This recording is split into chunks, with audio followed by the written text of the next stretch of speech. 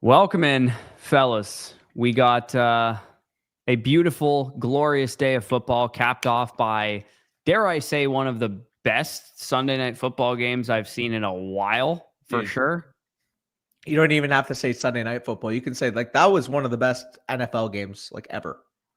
It was an electric game. It was an absolute 41-40 game. Yeah, it was a barn burner, just an absolute barn burner. You love to see it. We're going to kick this thing off with a couple team reviews because we do have a couple in the hopper. For those of you guys that did submit those, we'll get to those today. Of course, if you guys do want a team review, you can, of course, get one free when you sign up for an annual Motherflocker tier. You do get a free voucher to do so. But yeah, we're gonna rip these team reviews, and then we do have a couple start-sit questions, trade questions, whatnot that we can go through, and then we'll kind of rip through the chat and go back and forth here. What's going on, Matthew? Zay to the moon, yes, sir, dude. I feel good about Zay. I know everyone's gonna say, "Oh, it's just one." He has weekly highs. It's just one game. He had good games last year. We've seen it before. Nah, not like that. Not like that. It's literally like he's had games like that before, but not where he's doing that much. You know what I mean? Like it was, broken coverage. Here's the big play. Like he was doing a lot of that stuff, winning on routes, making plays happen after the catch. I mean, we'll see. Arthur's correct. Sorry, I did have a good week. I mean, Garrett Wilson had a great game. Breece Hall had a great game. Daniel Jones had a great game. It's Zay Flowers. Let's just say he's in a good spot in the flock league. That's all I'm going to say. Yeah, I won't spoil where the flock league is at, but based on my team, you guys can maybe imagine take a wild guess what the circumstances were. So what's going on with Mark Andrews? Yeah, I mean, I don't really know what's a lot of 11 personnel, man. What's up? I said a lot of 11 personnel, but that's also probably because there's no Isaiah Likely, right? Yeah, I think he'll probably be a bigger part of the offense. Sometimes people get way out of control and they go, "Oh my God, they scored 40 points and Mark Andrews had 1.5 fantasy points." Sometimes that's the way the game went for whatever reason. It was just all Henry and Zay Flowers. Rashad Bateman didn't really do anything either.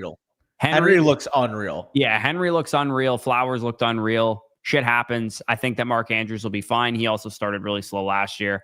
I mean, for me personally, like I have maybe a decision to make now because I have him and Kincaid in the flock league. So next week, based on how Kincaid performed versus how Andrews performed, maybe it's a decision point for me. But I do think I'll probably still roll with Andrews myself. But yeah, let's get into some of these team reviews here, and then we can go back and forth to the chat and talk about other shit. I saw Arthur in chat. I just want to point this out. I was feeling, all cozy, for sure I'm going to end up winning going into Sunday Night Football. And then Josh Allen goes and does this. 43.76. Now the projection is only 2 points, 57-43. Basically, the nuts and bolts of the projection right now. I'm down by what is that? 4.5 points or so. And I have Justin Jefferson against his Roma Dunze. So that is 43.76. The only time I've ever seen that higher is when I played Joe in the flock league last year for a playoff spot. Yeah. Also, I need to make an official change here. My nickname for Keon Coleman in the listener league was probably Urine. And as Sam points out in the chat, he might not be Urine because I did whoop on Sam pretty hard this week, but not really because my team in general kind of went off. It was just carried by a couple of players. Breece Hall, Chuba Hubbard, Deebo Samuel, Dallas Goedert, Kyron Williams, and Keon Coleman. A bunch of players I didn't want to draft in this league because of a lot of you guys fading said players. You think it makes me feel good knowing that I got the quote-unquote value of the draft? Cooper Kupp, 10-8, great. And then he fucking does that in week 1. Corey, you have Josh Allen. I thought Mason had him. No, Danny is showing a different league's matchup. I have Lamar Jackson on my team. Mason does, in fact, have Josh Allen. You got to love my values. Cooper Kupp, Jawan Jennings, both dropping, 8 combined targets and 31 combined receiving yards in week 1? Yeah, for sure. All right, let's get into these team reviews here. What about David Montgomery? No, David Montgomery as well. One of the values of the draft. Oh my God, I can't believe I got him at the 7.5. Guy, 11 carries for 25 yards, 4 catches for 16 yards, 18 yards? Yeah, it's fucking fancy Zach Charbonnet, David Montgomery. T Weaver 76 is the team review that we got on deck here. 1 quarterback, 10 teams start 7 is what he has. Very shallow starting lineup, very shallow format. Squad's looking pretty decent. You're going to be, kind of rotating between Bo Nix, Kyler Murray on a weekly basis. Yep. Saquon Barkley and Bucky Irving is the lockdown kind of duo at running back, and then Aaron Jones in reserve there. Ladd McConkey, JSN, and Garrett Wilson. I mean, you got a lot of targets in this receiver core based on what those guys did. And then Sam Laporta, Colston Loveland as the 2 tight ends. I mean, first and foremost, drop Jerome Ford for Josh Downs or Jaden Reed ASAP. Tyler Algier as well. Second of all, you have Sam Laporta. Again, you're going to be able to tell more after tonight. Like, what is Colston Loveland's immediate role? If Colston Loveland goes out there tonight and he runs 84% of the routes, gets 18% of the targets, catches 4 of 6 balls, 63 yards and a touchdown or something like that, you're going to know that Sam Laporta is expendable. At that point, maybe you can see if you can sell high on a Garrett Wilson, attach him to Sam Laporta, and try to buy low on maybe a Nico Collins. Maybe the guy who has Nico Collins is panicking because after week 1, Nico had, not the greatest usage to say the least. The Nick Kelly experience so far hasn't been good in Houston. If you can buy low on Nico Collins for a package like that, definitely try. Yeah, no, for sure. I mean, the waiver wire is loaded right now. Oh, yeah. Like, that's part of it. Absolutely. Jerome Ford and Tyler Algier, Josh Downs, Jaden Reed, Chris Olave, Keon Coleman, like, these guys are available on your waiver wire. Like, I would say, given the nature of this format, a start 7-10 teamer, like, you're going for pure upside here. So, of the pure upside options that are available, I actually think that Jaden Reed and Keon Coleman are probably the highest ceiling of that group. But these 4 guys definitely need to be rostered. Also, knowing that you're a little bit weaker at running back, I mean, you could definitely talk me into rostering Judkins right now. Oh, 100%. All of those guys. Like, Judkins being available, like dropping, Jerome Ford for Judkins and just holding on Judkins for now. That's got to be something that's top of mind. I mean, the moral of the story here is in any type of format that resembles this, you always want to be trying to consolidate, knowing that you're not trading, let's say, Garrett Wilson and Sam Laporta for Nico Collins. You're trading Garrett Wilson and Sam Laporta for Nico Collins and Josh Downs. Well, that's the other thing too, by the way. Knowing the construct of this league, knowing how you have, Downs, Reed, Olave, Keon Coleman, Stephon Diggs, all a ton of wide receivers available on the wire. Do you make your consolidation move for like a high-end running back? Do you see if Aaron Jones plus Sam Laporta can get you up at running back maybe even then? Yeah, you could go in that direction for sure. You could even, there's plenty of things you could do. There's endless possibilities here. There's so much room for activities. You could do pretty much anything. The other thing too is you could upgrade from, Kyler had a decent game. He was kind of banged up or ill coming into the game. Taking Kyler Murray plus one of your bench pieces and seeing if you can get a better quarterback would also make sense too. Yeah, you can definitely try that.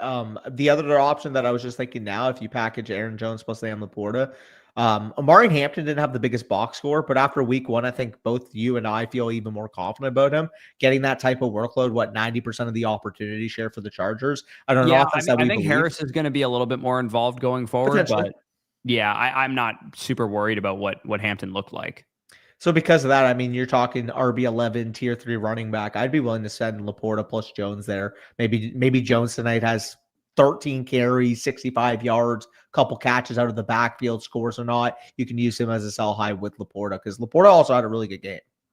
Yeah, no, that would make sense. Getting in a third running back there would make a lot of sense. But yeah, I mean, generally speaking, like when you look at like the best team in this league, like this guy's just got hammers, right? I mean, he's got Jalen Hurts, he's got Puka Nacua and Amon-Ra St. Brown and Marvin Harrison, Chase Brown, and those guys. Like, you just need to upgrade how many hammers you have. Right now, you have one for sure, Saquon Barkley. Ladd McConkey, JSN, Garrett Wilson are solid.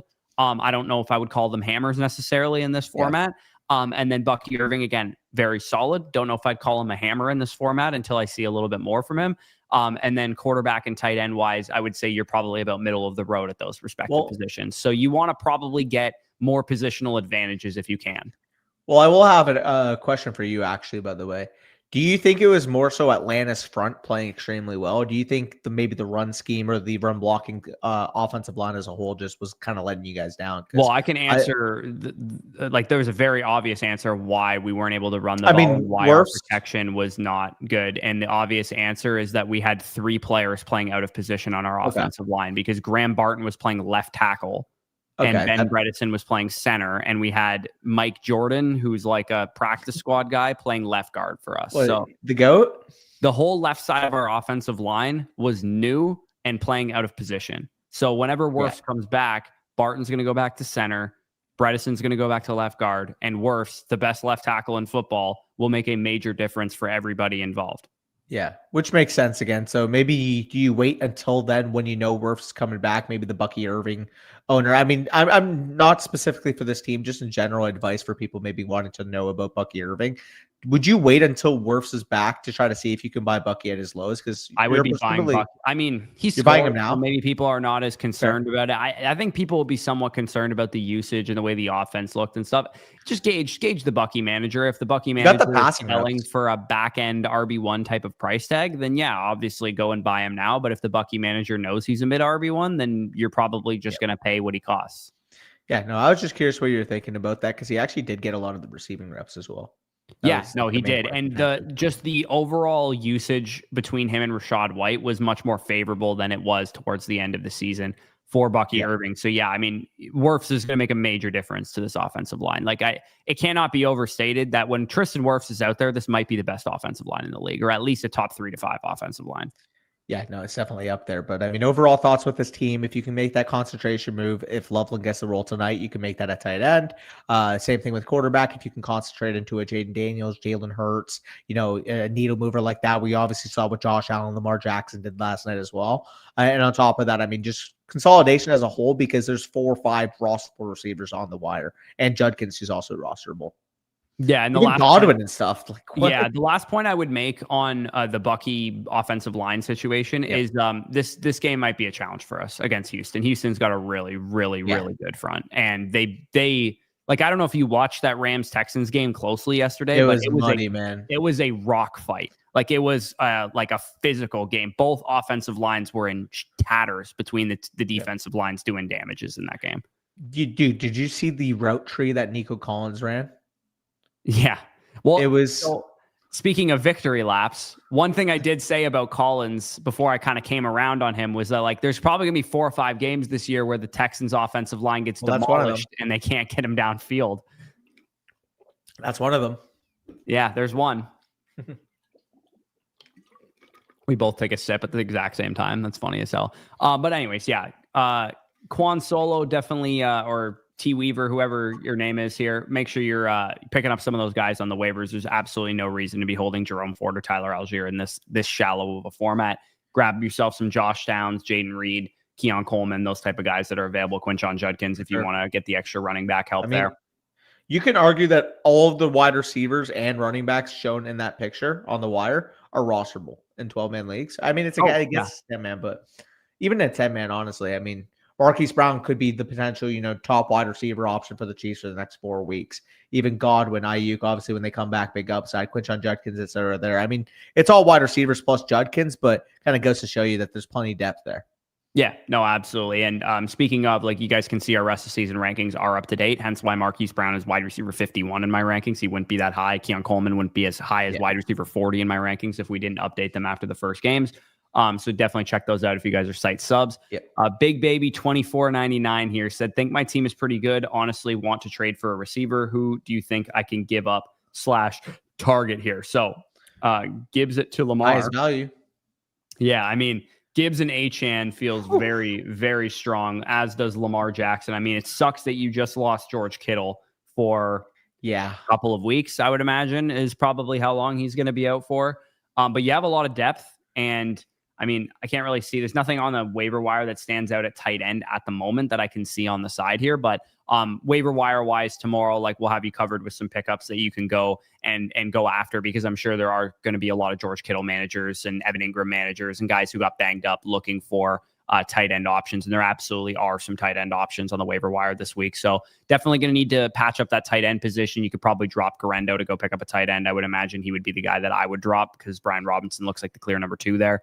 But this is a strong team, man. Like, you got upside at running back between Bigsby, Benson, Rachaad White. Wide receiver wise, you're missing a hammer, but JSN absolutely could be one. Maybe Igbuka becomes that too. Yeah, I mean, Igbuka, Smith, Pearsall, Downs, like, these guys are all like they also, like, these guys need to be complementary to your hammer 2 running backs and quarterback that you have. And once Kittle is healthy, your tight end advantage that you have as well. So, because you're banking on getting the team. you're banking on getting 45 plus points per week from those two running backs. So if you can complement them with, a few wide receivers that can get you maybe 14, 15 a piece, I mean, that'll get you a long way. Sorry.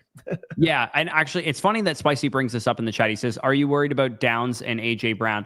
I mentioned this to you, and I can't remember what you responded to me when I texted to you. When we do the inverse version of the video we did today, which is like the skyrocketing video, would you guys prefer if we asked you who you're most worried about, and then we talked about those players? Or should we just kind of make that call based on guys that were actually physically moving down our rankings? But I think it might be better if we talked about players that people are worried about, because it's not always going to be that they're falling down our rankings. It might just be that, hey, don't worry, stay the course, hold, don't worry about it, they're going to be fine. I think it maybe would make sense if we talked about more players, shorter intervals of time, if we're, just not worried about them. Like somebody in the comments said, hey, Isaiah Pacheco, should I panic sell him right now? And I'm like, I'm actually not all that worried about Isaiah Pacheco. So there's one guy there that I'm like, I'm not worried about. But conversely, someone's like, hey, Kenneth Walker worries me right now. I'm like, yeah, Kenneth Walker worries me too. Like there's actual guys that I am concerned with. And, confirmation bias wise, I have bags of both players. So I'm equally biased in that situation. Hey, Landon Diggs had him in Guantanamo Bay, baby. Yeah, I know. I had to say it because Arthur brought it up. Well, I have Pacheco in the Flock League and Kenneth Walker in my home league. So I'm quite biased in both situations, and I just gave you two different answers there. Yeah, no, for sure. But yeah, I think people's worries, maybe we'll farm it out to Twitter or whatever. If you guys want to leave it in the comments right now too, like in the live chat, who do you want us to talk about in that video? Basically, we're going to be either talking you off a ledge if we think they're kind of just a hold, or we're going to be like, yeah, dude, we're fucking panicked too, and maybe you should look to shop them or wait for a good week and then sell them, or so on and so forth. But yeah, both is definitely possible. But you could take a bunch of duds and do a split video between the ones you are and aren't worried about. Yeah, that's definitely a good point. I think we could in the video, we could even, like, if we have 20 names that we're going to talk about, we could be like, here's the 8 names we're not worried about, and here's the 12 names we are, or whatever the split ends up being. For sure. Talk us off the ledge. Yeah. Should we? No. This is one that I'm not worried about at all. I'm not worried about the Philadelphia Eagles receivers one bit. Depends what your definition of worried is. Am I worried that they're going to be bust? No. Am I worried that maybe they don't have the ultimate ceiling that potentially you or others that thought that the passing volume would go up? Like, that's kind of my worry. Is they game? Yeah, but they had a 38%. They're going to have games where they run the ball a lot. Yeah, but they had a 30% neutral pass game stripped. Like, yeah, I mean, I didn't think they were going to be pass heavy. I thought it was possible that as the season goes along, attrition takes their defense down. And I agree. There's not going to be banged up, or like in week 1, I absolutely expected them to still be a run heavy offense. And I guess part of it too is Petula was unproven comparative to Kellen Moore, comparative to, Steichen in the past. So I do think that first audition that he had with this talent, not being able to showcase that air game was pretty bad. Cody kind of says it here. I mean, he only had 1 completion over 10 yards. Like, I'm kind of worried about, like, where are the explosives necessarily coming from? And the AJ Brown himself played bad. Yeah. I actually, to be honest with you, I think that both Smith and AJ Brown played kind of bad. And if Smith and AJ Brown are kind of bad, how is Jalen Hurts going to have many completions? Maybe the Cowboys secondary is good. Yeah. Like, Cowboys secondary played well. The Eagles receivers didn't. Ergo, you only have big play opportunities if Jahan Dotson is creating plays downfield, which happened one time. Yeah, no, for sure. I'm not worried about it. I think it's exactly what I thought the situation was going to be. Just because they had one bad week, I'm not, like, there's definitely players that had one bad week. It's still just 1 week sample size for everybody in the league that I am concerned about, but the Eagles receivers are not 2 of those players. Yeah. Eagles receivers, like contingent plays. Get out of here. But yeah, anything on this team that stands out to you as potential moves to make? The one thing that Kittle on IR, if you're allowed to do that, of course. Yeah, if you have an IR spot, throw Kittle on there. The one thing that stands out to me is because it's a start 8, so that means that you have one of these guys in reserve, like Josh Downs is a reserve receiver for you. Any of these running backs that emerge would be like a reserve bench player for you.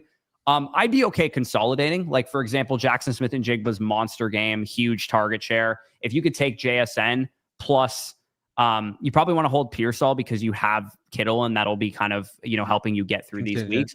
If you took JSN plus Downs, I know he had a bad week. Maybe you have to wait for a better week. I guess Pearsall would be the one that actually does make the most sense, just given that I don't want to sell Ibuka. So I would say JSN plus Pearsall. If you can buy low on, like you said, kind of Nico Collins territory, Amon-Ra St. Brown territory. I will say one thing, though. I might try to get a running back if you make that type of deal. Now, it obviously doesn't have to. It could be a downgrade. Like if it's Pearsall plus downs, hypothetically, it could be a downgrade back. Maybe you can get up to. I mean, what's like a Jalen? What if someone you gave them JSN and Pearsall, and they gave you Dylan Sampson and Nico Collins? I mean, that's a perfect deal. If that's you can get like someone the type to of send deal you you'd probably get. That's a match made in heaven. I'd even be willing to do that for like a Lad McConkey as well. Yeah, like maybe upgrading upon JSN, but like realistically, you're fine. You don't have to make a move like that. I'm just suggesting that maybe there's a receiver that you could buy low on potentially. But JSN, like, wouldn't shock me if 2 to 3 weeks from now we're talking about him in that territory. Like, it wouldn't shock. Like, based on the target share that he saw. Again, I'm kind of concerned with how Darnold looked, but generally speaking, I do think that he is a pretty good option for you. And I think that Smith will bounce back. Ibuka and Pearsall are obviously going to be studs for you, and Downs should be on the up and up as long as you can get by without Kittle, which, Juwan Johnson, Hunter Henry, Harold Phantom. We'll talk about some of the tight ends in tomorrow's waiver video. You should have some options there. So we could probably move on to the next team review here. Tombsicle. Tomb and Friends. Here is the name. Oh, yeah, that's a word that we can't say. Tomb and Friends. We got Jalen Hurts, Josh Jacobs, Isaiah Pacheco, Tyrone Tracy. This is a nice, like, structured running back core. I mean, Pacheco obviously kind of on the downslope. Tracy low-key might end up being in one of the buy lows for me based on his usage.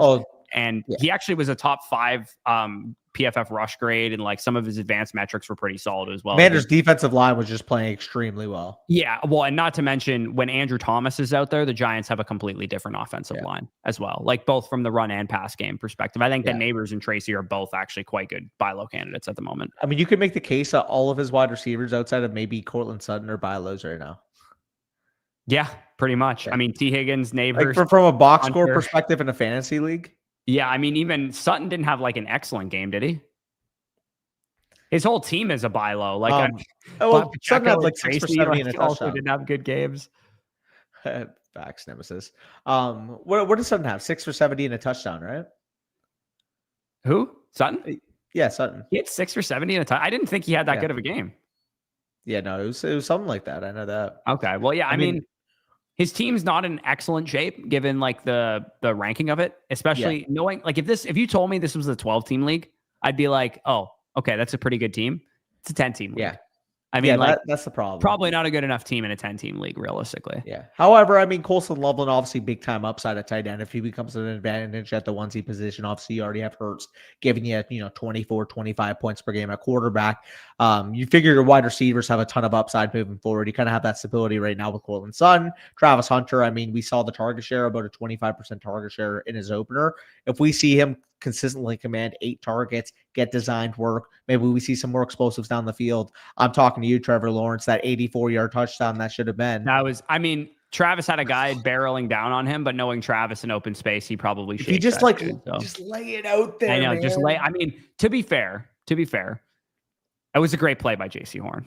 But yeah, you got to flutter that a little bit further so Travis can run under it for sure. Real talk, if that touchdown happened, that's what a 15.4 point play, then I would have a puncher's chance against you right now in the Flock League.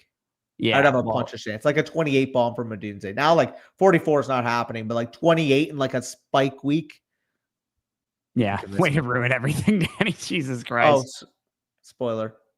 I mean, you guys saw our lineups. You kind of you probably know who went off for us. Yeah, and whatnot. I mean, having the Zay Flowers and Lamar Jackson stack with Bijan is probably an indication that I had a pretty strong week.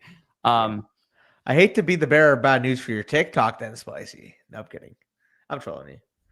I said they might suck on my TikTok. Yeah, Dylan's enjoying that spoiler. Facts. How did y'all fare in week 1? I mean, I can quickly go. In my home league, I ended up losing. My team kind of diarrheaed to bed. The Flock League, I won't spoil anything, but it's looking decent.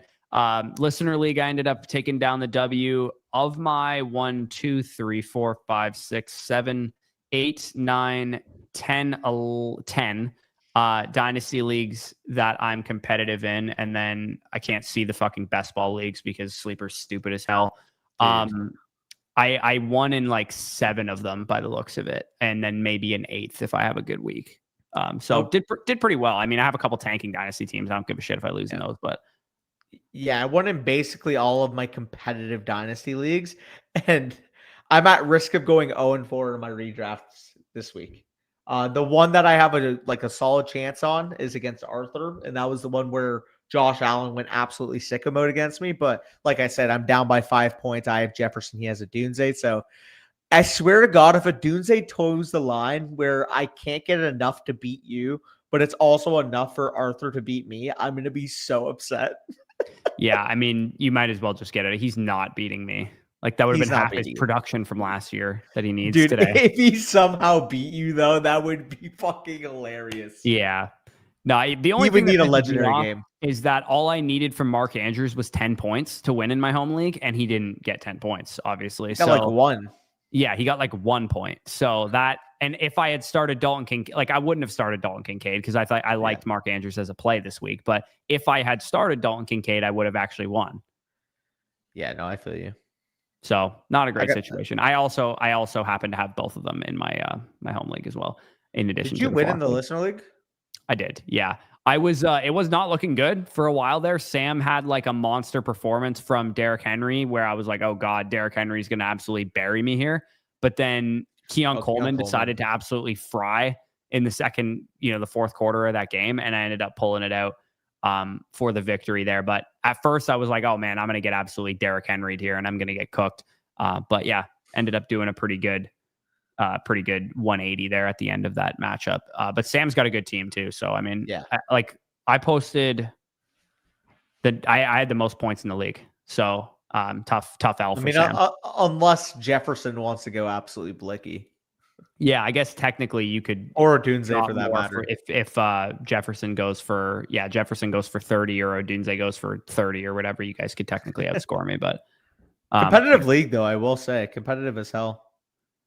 Like a lot of pretty well distributed. Yeah, a lot of pretty close games and whatnot. Nobody dropped fucking 70 points. Mountain Man Mike did have a bit of a rough matchup there, but I mean, Kenneth Walker, CeeDee Lamb, T. Higgins, like I think his team will be just fine. He just didn't have a great performance there. But yeah, anything else on Toomsicle's team here aside from? I guess the one thing I would say is like, I guess you must have started your draft with like Neighbors, Jacobs, Higgins, Hurts. And I just don't think that was like the most ideal way to start your draft in a 10-man league. Yeah. Because you presumably took Jacobs like early in the second round of like a standard 12-man draft, most likely, which I think would have been just a smidge of a reach. But I mean, if you were really high on Jacobs this year, I guess that's totally fine. But I do worry that in a 10-man league, you don't have the firepower necessary at running back to be able to compete because Neighbors, T. Higgins, Hunter, those guys, that's a fine receiver core, even for a 10-man league. But you don't have a positional advantage at tight end, at least at the moment. Colston Loveland could absolutely break out and be a stud for you. And I feel like you're kind of missing one of those hammer type of running backs. So if you can make a move for one, obviously go ahead and do that. Like if somebody's really worried about the Dolphins offense, or they're worried about what Genty performed like, or maybe they're worried about how the Bucs offensive line looked, or Chase Brown wasn't very efficient on the ground, something like that. The problem is that like most of your team is buy lows right now. So it's not like you're going to get great deals out there. Like if you could if you could take Sutton, who had one of the few good games that your team had, plus Tracy, because someone's plugged into the usage or something like that, and then you could maybe go buy low on a running back, then definitely go do that. I just think you might have a hard time doing it at the moment. You might just have to kind of ride this one out for the next week or two and see who's kind of performing for your team. But those are the reviews that we have, and then I'll quick refresh in case any other ones came in, and then we'll get to the trade and start sit questions and whatnot here. Yeah, I was just gonna say, sent one, and he actually mentioned that in the chat too. So need recommendations for the waiver wire, and do I need to make trades? And what do I need, etc. Okay, so can I speak now? Yeah, this is an 8-man league by the looks of it, and Cutlets is the name of his team. Shout out to Tommy DeVito. I mean, obvious thing here is that you're going to be in need of a tight end, but thankfully Dalton Kincaid is available in your league, and I think Dalton Kincaid is a great pickup. Knowing what he did, I mean, his usage wasn't excellent, his route participation wasn't the greatest, but I just like seeing Dalton Kincaid be a functional option. Jake Ferguson's a functional option there, who's also available in your league. Yeah, I mean, you're just, it's a deep bench for an 8-man league, but you just absolutely loaded it to the brim of upside swings. However, I would say Pittman and Marquise Brown probably should be rostered over some of the running backs that you have. I can speak now. Yeah, sorry. Go ahead. I feel like I was Dude, yapping. you talked over me like 8 separate times there. I tried to give input, and then you just kept like pretending like I didn't say a word. Yeah. I'm used to just powering through with the amount that you interrupt me. So, dude, spicy notice right away. I was about to give some input. You like deferred to me for a second and then just immediately talked right over me. Go nuts. I'll shut the hell up. I mean, pretty clear, very strong team. Jamar Chase is going to have bounce back week, obviously. I mean, you're not expecting 2 for 26 every single week. AJ Brown, same thing. I mean, I think it is a little bit of a hamstring injury, but you can power through that. You have depth at wide receiver, Devontae Adams, Jameson Williams, Stephon Diggs, even for that matter. When Chris Godwin comes back, he's going to give you that point per game advantage. Evan Ingram, like you said, tight end. I mean, you could pick up Kincaid, pretty easy solution there. Running back, I mean, you have kind of a little bit of a volatile running back core as a whole, but I mean, Josh Jacobs was attached to a good offense. Kenneth Walker, I think, is going to see brighter days. Travis Etienne, potentially a league winner given where he was selected versus the expectation we saw in week 1, 16 for 143, most efficient day we've seen from him in a while. Most productive day we've seen from him as a pro. Holy, I was trying to spit that up all in one word. Jalen Hurts and Drake May, obviously advantage at quarterback. Whew. Yeah, I would like this guy is Kittle and Loveland. I mean, now that he's lost Kittle, he's probably going to want to keep Loveland. But this dude with Sam Laporta and Tyler Warren, before this dude knows how good Tyler Warren actually is, maybe you should send out some offers for him because tight end is a clear weakness for you at this point in time. But yeah, sure. The running back position for an 8-man league, I would probably want it to be stronger. I can't lie. I mean, it doesn't help that Walker just kind of lost some value, but ETN gained some value and so on there. So offsets. Yeah, Samson gained value. I mean, like you don't need Drake May, by the way. You absolutely do not need Drake May on your roster. I agree. I mean, it's a 2 quarterback league, so absolutely you do. Oh, is it a 2 quarterback? Okay, sorry. My bad. I did not see it as a 2 quarterback. No, you're good. You're good. That was just funny. Well, I mean, actually, you absolutely in a 2 quarterback league, you should probably pick up Trevor Lawrence, to be honest, and drop Braylon Allen or whatever. Yeah, I mean, you have a lot of handcuffs here. Obviously, good depth to have, but I mean, starting quarterbacks in a 2 quarterback league is pretty ridiculous to be available. Yeah, no, absolutely. Whoops, I just clicked on the wrong team. But yeah, making a move for a tight end, potentially worst case scenario, you pick up like a Kincaid or something or a Jake Ferguson to kind of roll with. But in an 8-man league, you're going to have by far the worst tight end core in the league. So you may want to find a team that has 2 tight ends, like that Warren and Laporta team or that Kittle and Loveland team, and see what they'd be willing to give you. Maybe you can get by with selling Travis Etienne high for Loveland or Warren or something like that. Yes, sir. So yeah, that's probably the direction I would go in. And then, yeah, you also mentioned any recommendations for the waiver wire aside from picking up, tight end. I don't know. Does anybody else stand out to you on the waiver wire here? I mean, it's an 8-man league, so Pittman should definitely be rostered, and I would prefer Pittman to Godwin, for example. Like, I don't think Godwin needs to be rostered in an 8-man league right now. So I'd be comfortable. Keenan Allen for Joe Mixon. Yeah, you could. He's weird to figure out, man. He's really strange to figure out. He could be a sell high, though. Maybe you go to the guy who has Justin Herbert, and maybe you can get a potential upgrade somewhere just for having Keenan Allen. Yeah. I mean, you can't sell high on a guy off of waivers, though. I mean, you kind of can, though. You can say, hey, listen, like I was able to win him off of waivers, but this is what he did in week 1. Obviously, we know the connection he has with the quarterback inherently. Justin Herbert looked good. Chargers offense as a whole looked good. Like you can easily make a pitch. Yeah, well, he's asking who he should drop as well in the chat right now. I mean, Braylon Allen, like Dylan Sampson. Allen and Mixon are gone. You're not dropping Sampson. I'm dropping Mixon. Allen and May for sure. In a 2 quarterback, you're not dropping May. Oh, right. Fuck. Yeah. 2 quarterback. Never mind. Hey, Braylon Allen. I mean, Evan Ingram's getting dropped, obviously, but that's a tight end replacing him. Yeah. Is Evan Ingram droppable right now, do you think? How bad is his injury? I mean, I would drop him for Kincaid. Yeah, I mean, I probably would prefer to have Ingram, assuming he's healthy. I mean, they're close enough to the point where I don't want to risk it. I mean, if he's healthy, keep him. But like, if it's like a multi-week injury, just go pick up Kincaid. Yeah. So, okay. It sounds like he's like kind of up in the air status-wise. I'd be fine dropping him. I don't think you absolutely need to roster him. So if you want to just drop him straight for Ferguson or straight for Kincaid, you could absolutely do that. But yeah, it's not like you have like some standing glaring guys that stand out as major like drop candidates. Like even a guy like Austin Eckler, like he at least with like Charbonnet and Benson and those guys, like you would know when to play them if the starter ahead of them went down. With Eckler, it's like is he ever going to see your lineup? Maybe not, but like, you know what I mean? It's kind of difficult, man. Like, I I had think high there's a hopes better for him, chance but that Michael Pittman would see your lineup than Austin Eckler, personally. probably. I mean, Keenan Allen too, for that matter. Yeah, I mean, I'm not there with Keenan Allen, but you got to start liking him, man. I know I have him ranked right with Pittman. I'm just joking, but by the way, so this is a tweet from Hayden Winks. Travis Hunter played 28 of the 29 routes in the 3 wide receiver sets. I mean, that when you just play all the routes, that those stats are going to exist. He just like missed fucking 5 routes in the whole game. So, but like, that's the thing. It's like he played 28 of 34 total routes, and 29 of the 34 routes were in 11 personnel. Whenever they threw the ball, it was from 11 personnel. Yeah, pretty much. Where did you? Someone in the chat, Rylan asked, how high did we rise Pittman? Did you raise Pittman at all? Much? I don't think so, but I mean, like, I can take a look. I didn't really like think twice about it. I mean, I had him high. I had him at 47. Like, I can't move him above Shakir. I can't move him above Jacoby Myers. Can't do it above Jaden Reed because I just think there's more upside with the offense.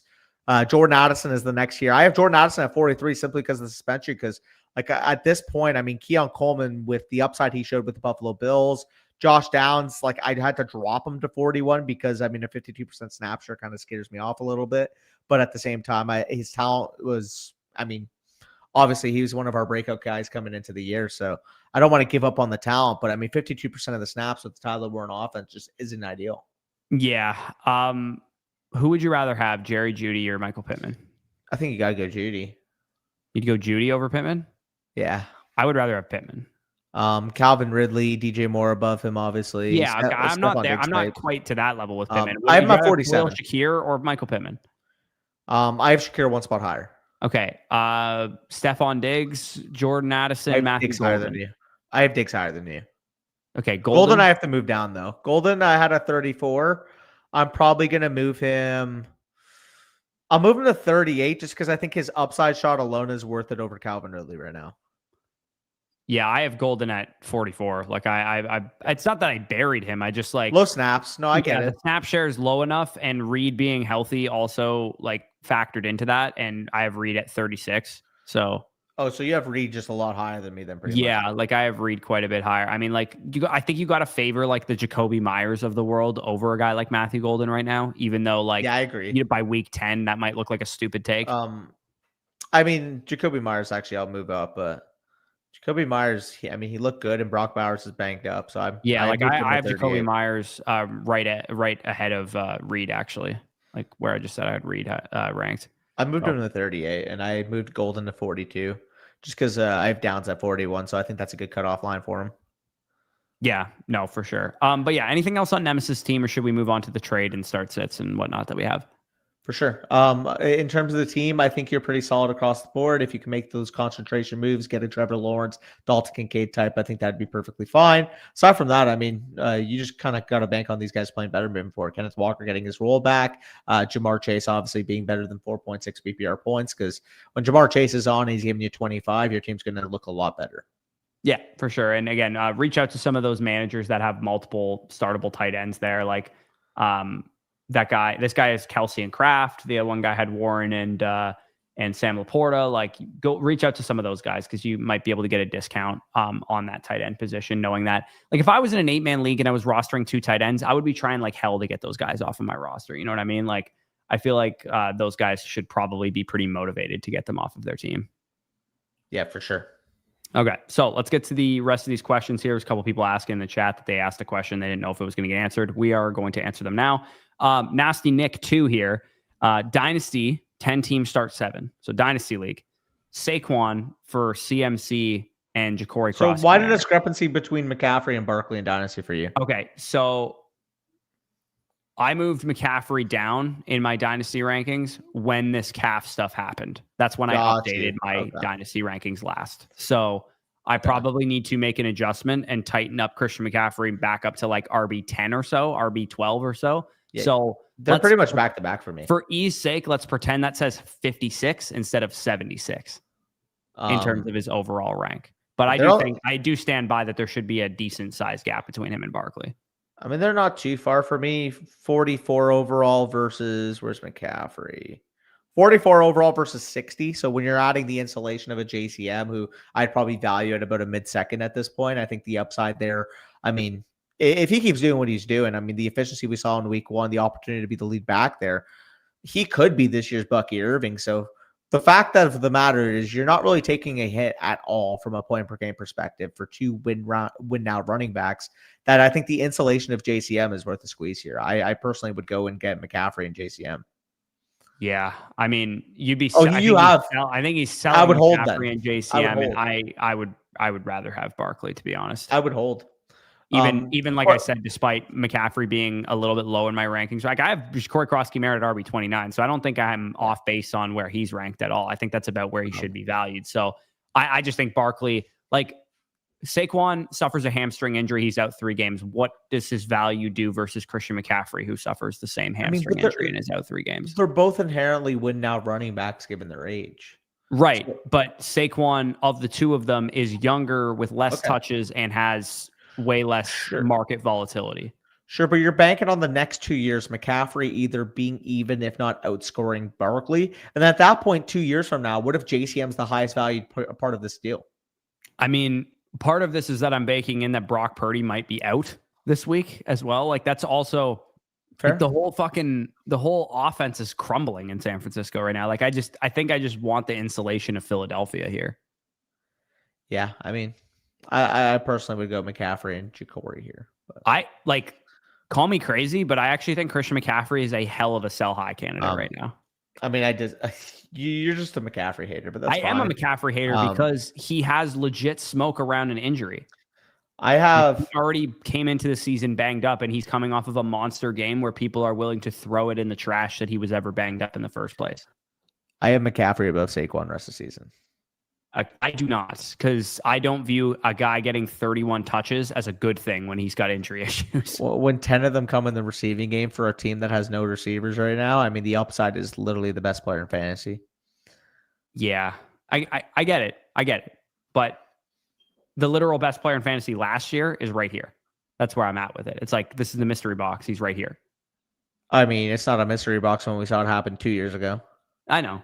He again, I'm not trying to hate on McCaffrey too hard. I just think that you're inherently getting 99% of the ceiling in Saquon Barkley with far less risk. Yeah. I mean, Cole makes a good point too. Do you think he'd get 31 touches if the injury issue was actually an issue? No, I don't think he would, but I can't imagine getting 31 touches every single game is going to be positive for his health. Sure. But at the same time, with Saquon Barkley, you're not getting the receiving touches with McCaffrey. Even if he gets 22 touches a game, 10 of them come in the receiving game, 12 between the tackles carries is honestly not hard on the body comparatively. Again, Christian McCaffrey's 2023 season outscored Saquon's season by like 1 fantasy point last year. And that's a negligible difference where I'm from. Like, I don't really give a shit. It was like 1.5 points per game. Again, that's to me a negligible difference. It's 22 points per game still for Saquon Barkley, which is an elite RB1 overall type of season. So, but like you're telling me you get to even out, if not improve your point per game outlook for the next 2 years, and you're getting a running back that, like I said, could quite literally be the centerpiece of the deal 2 years from now. Again, that's fine. Like, what if he is Bucky Irving and it's McCaffrey and Bucky Irving for Saquon? Well, frankly, I just don't think that highly of Jacory Krosky-Merritt. I think he's going to end up being one of these Michael Carter, Damian Pierce type of guys, where it's like, yeah, he was good for a rookie season, and then he's maybe, but he'll have a sell high window for sure. Yeah, we should probably move on to the next. Yeah, for real. Yeah, I mean, I guess Nasty Nick, the answer here is do as your heart desires. Because I would pick Barkley and Danny would pick McCaffrey there. So JS Baldwin here. This is a redraft 9 team. I think we went over this already. How this is a 9 team.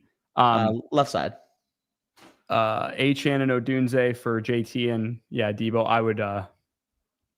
I would also go with Achan and Odunze, but it is now very much a closer conversation between Debo and Odunze for me. As you can see, that is wide receiver 31 and 32. We'll see what happens tonight. I'll see what happens. Let's see what that looks like after tonight. Yeah, we'll see what that looks like after tonight. But yeah. Okay. Tombsicle start sit question. I don't know if this is for this week or next week. I mean, I'm assuming this is for next week. It's 5 hours ago. Yeah. Okay. So he's looking for start sit. Just to give you guys a piece of advice, the better answer you'll get on a start sit question will come at least Thursday night stream. If you're asking Monday night start sit questions for the next following week, I don't know who they're playing. I don't know the matchups. I haven't done research on the slate yet. You're going to get a better, more accurate answer out of both of us by at least Thursday, but even Sunday morning will probably be the best, most accurate answer that you can expect to get. Travis Hunter is going in my lineup against Cincinnati. Yeah. Who did the Broncos play? Colts? I believe so. Anarumo had that defense flying, man. He did. Yeah. I would, it would be really close between what Sutton was capable of doing there and what I believe in Hunter. That's tough, man. That's really tough. That's a close conversation. I think I'm going Hunter. 25% target share first career game. Let's have some fun. Yeah, I mean Sutton does that every game, though. Yeah, but the thing is, I know Hunter looked good, but like Sutton does that every game. What's the narrative on Hunter if he actually had that 84-yard touchdown? I mean, what's the narrative on Sutton though? Like that again, it's just what changes about Hunter Sutton that I'm got a problem. Wait, with Tank Bigsby went to Philadelphia. Wait, what? Are you fucking kidding me? Yep, the Eagles just traded for Tank Bigsby. Cool. I traded for a handcuff. Dude, shout out for making my fucking life a little easier there. Rip Will Shipley. Yeah, Will Shipley is dirt now, brother. Holy shit. Also, I have Tootin in my home league, so I feel pretty good about that. Dude, that is crazy. That's a crazy news drop, and Travis is about to be a league winner, and it annoys me like hell that Mason has him. I drafted him. Oh yeah, you did draft him. Fuck yeah, you traded him to Mason. Anyways, since I made the final call on the last question, I'll give you the Travis Hunter over Cortland Sutton in this question here. Pacheco or Tracy next week, by the way? Pacheco versus the Eagles, and they'll have Jalen Carter back, presumably. And then the Giants are playing you guys. Is that what's happening? That's I liked what I saw out of the Cowboys' run defense. I think I would lean Pacheco still. I think so too. That's you gotta close, go point upside. Fliquint Allen to the moon. Shut the fuck up, Arthur. Jesus Christ. Damn. ETN might be really fucking ETN literally. Hey, this is a win for RB1s in their prime everywhere, baby. Because also my best ball bags, bro. Holy shit, do I have fucking ETN packed. Dude. I have Tank Bigsby, and I thought maybe I'd get some not implied upside, some immediate carries from him right off the get-go, and now this guy's a pure fucking handcuff. Yeah, he is a pure fucking handcuff at this point in time. Tough scene. Stuff. What if he ends up still being a league winner because Saquon goes down? Yeah, well, in my home league, I drafted Saquon and I didn't draft Saquon, but I ended up acquiring Saquon, and I drafted Tank Bigsby, and now I just randomly have my own handcuff, and I didn't even mean to. You cut yourself. Okay, let's have the conversation because people are on here, and we're talking about it, and it's exciting new news. Travis Etienne goes where rest of season? Who would you rather have, Travis Etienne or Kenneth Walker? And you knew that was going to be the first question. Walker. I still got to go Walker, but I'm taking Travis. I moved him up to 20. I have him at 16. Them into the tier. Wow. Why? What? I'll hear arguments for why that's too high. Absolutely. The Eagles gave up a 5 and a 6. Yeah, that's pretty big. No.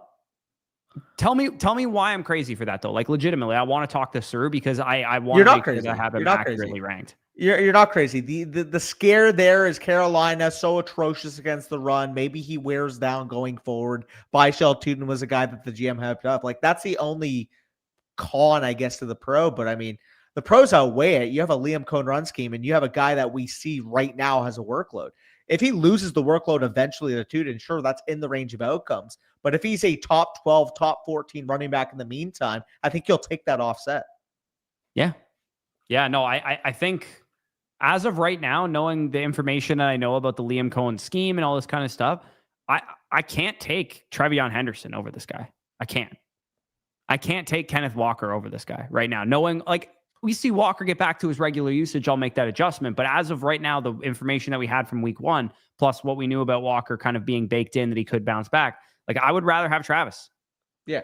I mean, I will say we're going to probably know a concrete answer after next week. Because if like Walker goes back, he looks like himself, he looks healthy, and the Seahawks offense looks better against a non-49ers defense, then we're going to have our answer. It's like, oh yeah, no, that's why we were hyping up Kenneth Walker. If it's like, oh, well, Sharp's getting more work again, and the offense looks shit, and Sam Darnold can't move the ball in the air, it's like at that point, you're just going to take ETN. So we're going to learn a lot in week 2. Yeah. I'm actually really mad though too, because in my home league, in the draft, I think, if I'm not mistaken, I can't remember. I think I took Mark Andrews over Travis Etienne, and it was the 2 players I was deciding between. And I mean, who knows? That could still work itself out. But as of right now, that looks like kind of a yikes, because I also had like a weak running back core at the time. Because I didn't have Hampton at that point. I had Walker as my only running back. But yeah, that's a yikes. Yeah. I mean, but yeah, dude, Travis, like, what do I got? Travis, I want to check my exposure. I got 12%. I have ETN 13.7%. So we feel good about that. I had only 6% tank, which is good. And I have 8%. We got a few more questions, by the way, to get through. Yeah, we got to rip through more. Sorry, we got distracted by this. Okay.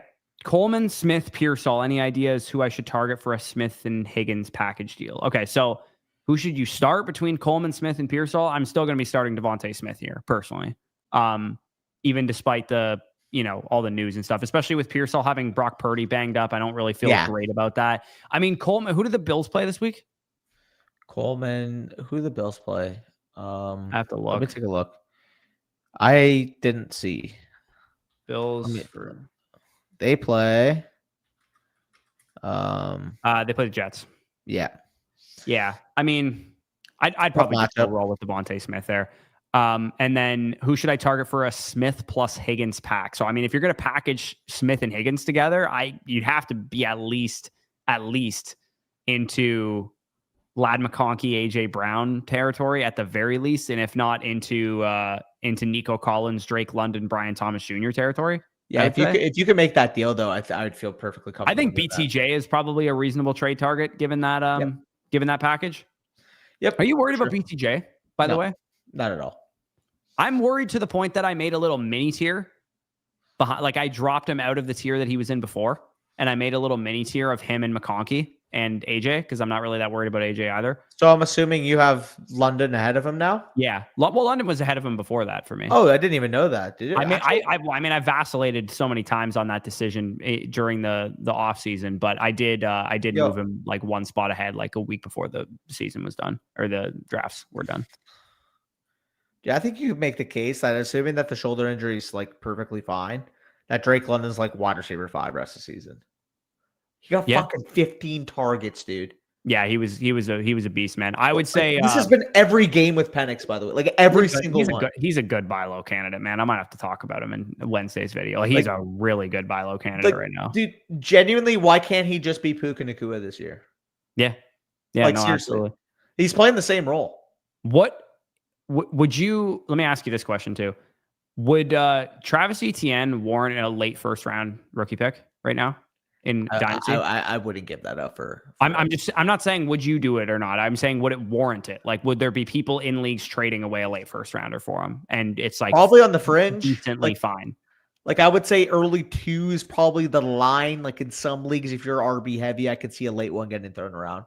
Especially if someone's convinced 2026 class is bad. Yeah, I can see. Yeah, I mean, I have the place where I have bags is fucking Tootin Dynasty, bro. I have Tootin Dynasty bags out the ass.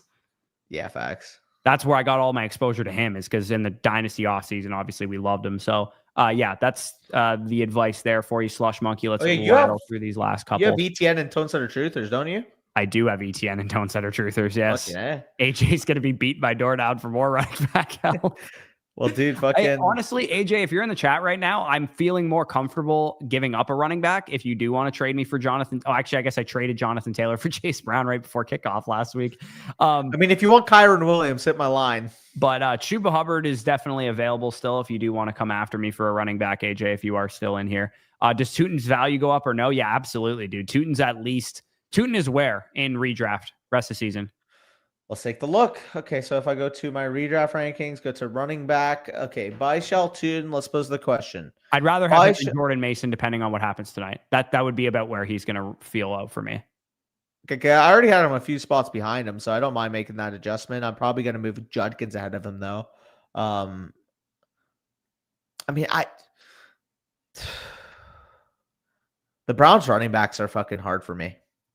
Yeah, I tend to just think that the Judkins situation is probably going to just be he's going to start pretty soon. I think it's going to be a complete 50-50 with pass down snaps. Because you can't take Sampson off the field after an 8 for 64 on 8 target game in his first career game. Yeah. And on top of that, I mean, like Judkins showed last year he can handle being in a committee with an elusive back on pass down. So are you bringing this up because you don't know who to rank higher, Sampson or Tootin?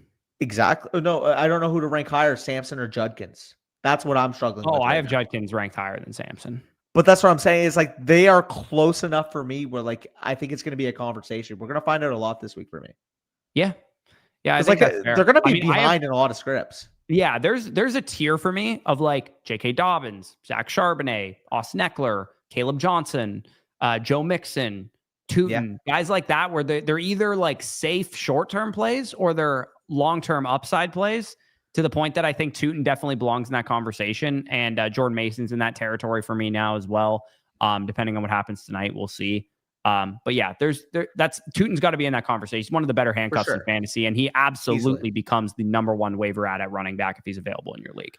And I'll talk about that in tomorrow's video, which of course I made all the graphics for. And now I'm gonna have to make another one. What do you think about Bigsby's value after the trade though? In all honesty. Bigsby's value after the trade, I mean, he definitely loses value. Because that would be relative to he could have gotten traded anywhere else, like the upside of that, correct? Because I would say him being the backup on the Eagles is a lot better than him being the clear backup on the Jaguars. I mean...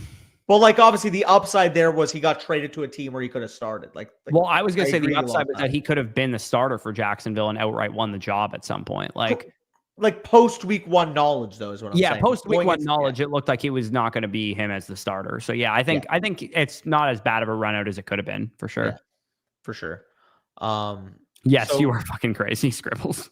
We got a couple more. Shipley's a special teamer now. R.I.P. Shipley Zags. Anybody who was in there. Allen Bijan, Garrett Wilson for Jaden Daniels, Josh Jacobs, Jamar Chase. Absolutely the Jaden Daniels side, not question. Okay, so Chase and Bijan about a wash, give or take, but you prefer Chase slightly. Wilson, it's probably about the difference between Wilson and Jacobs, to be honest, for me in my rankings. And then you're taking Allen over Bijan or over Daniels. For me, I actually prefer this side. I mean, I just based on my rankings, you see that it's basically the only up tier is Bijan to Chase based on my rankings. The difference for me is that I have Jacobs higher than Garrett Wilson. I don't have Garrett Wilson nearly as high as you do. Okay, but like, even if you have him higher, it's probably not by a ton. I mean, where do I have him? You didn't move Garrett up at all after that game? I moved him up a little bit. I didn't move him up nearly as much as you did, though. I didn't move him at all. Where'd you have him? I mean, I moved him up in my overall rankings, but he was wide receiver 14 for me before. I'll move him ahead of Adams and Evans. He's going to be wide receiver 17 for me because he was 21 coming into the year. Didn't you say he was like 24 or something like that? No, that was where he was on the week for me. Right. Okay. Right. Yeah. We were talking about how low you had him on the week and shit. Yeah. Where's it? I have him. So for me, that would be 39 overall for him and 26 for Jacobs. Either way, actually, I'm going to move the biggest tier discrepancy in this trade is Allen to Daniels, to be honest with you. See, I view Daniels as part of that tier. I really do. Like, obviously, we saw the spike part of that tier. There's a world in which you would take Daniels over Lamar and Allen, and there's no world in which I would do that. But I think come week 3, week 4, we can easily make that argument for him. I just think in a 21. I think those other two guys are just fucking aliens, man. Well, I think Daniels is too. That's the thing, especially for fantasy, because when we're talking about in the context of a 21-point outing against, a slowed down game environment against the Giants, and he still put up 21 points. Like, obviously, it wasn't a spike week, it wasn't a 43 bomb, it wasn't a 30 bomb like Lamar Jackson, but he didn't get access to a 41-40 game environment. I think the Commanders are going to be in those type of scripts going forward. Maybe. I just think Allen and Lamar make those game environments.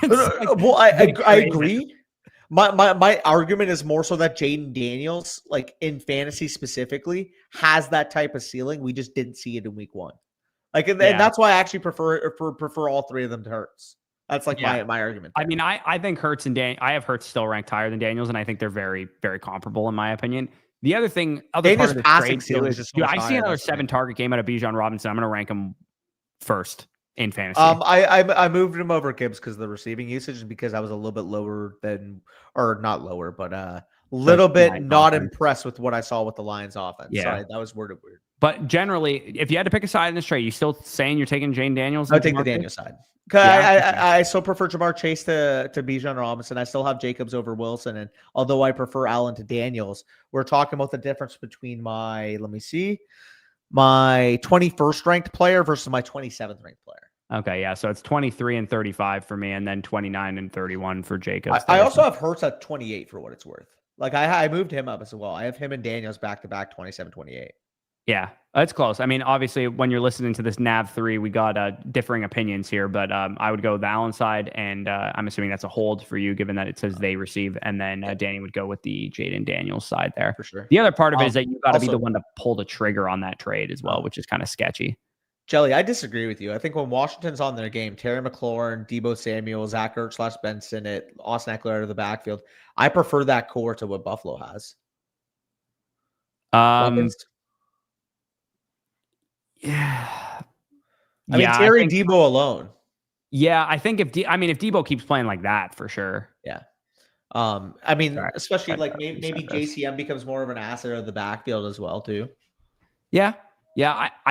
I honestly the skill position conversation doesn't matter with Josh Allen. It really doesn't. No, I agree. I'd actually prefer him to have a worse skill position comp because he's going to have more rushing yards and more rushing touchdowns as a result. Yeah. I mean, regardless, though, we disagree on the sides of the deal now. Hopefully, you got some insight and you can make an informed decision on it now. Shout out to Piss Missile, a.k.a. Daniel Jones's right shoulder. Trevion Lad McConkey for RJ Harvey, AJ Brown, and Kenneth Walker. Interesting conversation. For me, I'll just speak on my own rankings here. AJ and Lad are still quite close in my rankings. I have them basically back to back. Henderson and Walker are also basically a wash. So I view this trade as a free RJ Harvey. So I would take the RJ Harvey, Walker, and AJ Brown side. Start 8, 10 team. Something to keep in mind. Who's available on the wire so we can contextualize potentially what a third pick would be with a free roster spot. So he's got this side of the deal, right? Yeah, he's got this side of the deal currently. So, I mean, it's a pretty deep bench. So we're taking in that Harvey in this type of setting with a deep bench. Yeah, I think I hold the RJ Harvey side. I don't think you're getting a discernible enough upgrade. And I don't think there's enough on waivers to make the validation that Harvey off the bench. It's not like you could pick up in a Chris Olave or Keon Coleman like that other league. You're also you're selling low on all of these players as well. Walker, you're selling low on. AJ, you're selling low on. Harvey, Harvey didn't have a great game, but he did look good in his limited work. And as much as I'm a J.K. Dobbins slappy and I love J.K. Dobbins, I do think there's probably, going to be the clock has started for when RJ Harvey kind of takes over this backfield at some point. It's just going to be how much of a takeover is it? But yeah, I do like the Harvey side just because I don't want to sell low on those assets as much as I do think that Lad McConkey and Henderson maybe have the higher ceilings potentially. Did you see the report? Did you see the report that apparently the Eagles like Tank Bigsby's effectiveness as a kickoff returner, and his trade is not related to Will Shipley's injury. Okay. Oof. Oh, man. Shout out to kick returner Tank Bigsby Slappies for hyping him up. Shout out to me for putting him on the thumbnail of my sleeper video. Also, the two of the other players in that video are on IR, so that's fun. I might make a big brain play here. Let me see this. Also, MDHDHDHD, I am looking for your trade. I cannot find it right now. So I need you to ask it again and we will answer it for you because you've asked like a million times for us to answer it. And I feel bad because you said you can submit a question to the site. So ask the question again. Okay. In PPR, wide receivers are Jettas, Terry, Odunze, and Worthy. And you also mentioned Worthy stuff. As a Worthy slappy, I can tell you I've been following that situation very closely. And it appears that Worthy is probably going to try and, sling it up and see if he can play through it. And then reevaluate after a couple of bad hits, most likely. It looks like he's not going to get placed on season-ending IR. He could go on short-term IR, I think it's possible, but that's basically the most recent update on Worthy. I wouldn't count on him for the next 2 to 3 weeks, though, at least. Even if he's playing, I wouldn't be excited about starting him.